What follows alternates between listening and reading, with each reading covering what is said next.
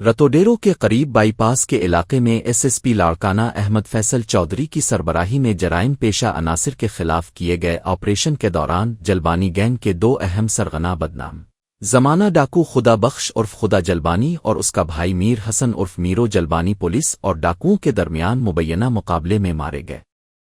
Police کے مطابق مقابلے میں ہلاک ہونے والے دونوں ڈاکوؤں کی لاشیں تعلقہ اسپتال رتوڈیرو منتقل کی گئیں، جہاں لاشیں دیکھنے کے لیے شہریوں کی بڑی تعداد اسپتال کے باہر جمع ہو گئی۔ واقعے کے بعد علاقے میں سیکیورٹی مزید سخت کر دی گئی۔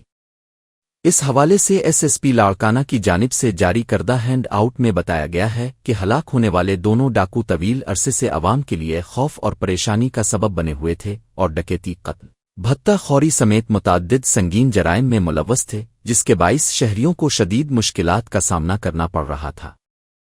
پولیس کے مطابق مقتول ڈاکو خدا بخش عرف خدا جلبانی کے خلاف مختلف تھانوں میں 66 سے زائد مقدمات درج تھے، جن میں سے وہ 33 مقدمات میں اشتہاری تھا، جبکہ میر حسن عرف میرو جلبانی 55 سے زائد سنگین نوعیت کے مقدمات میں پولیس کو مطلوب تھا اور 15 سے زائد مقدمات میں اشتہاری قرار دیا جا چکا تھا۔